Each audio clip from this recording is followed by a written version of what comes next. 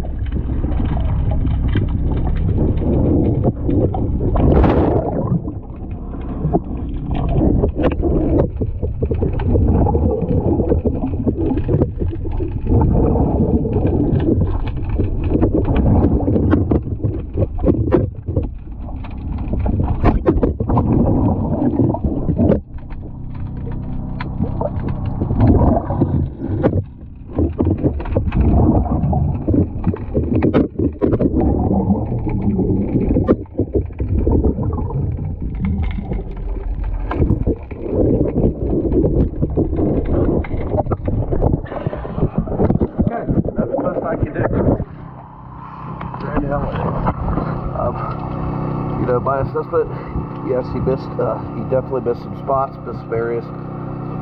All your through holes, he just skipped them. He didn't do them. I think he did the prop. I think he did that keel area. I think he just missed where it buttons up into the boat. And I certainly don't think that's 2-3 months of growth.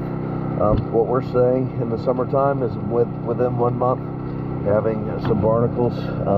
There was definitely a few barnacles that could have been missed on the previous service, but no indication that the area just wasn't touched. Just that maybe it was not as good as it should have been.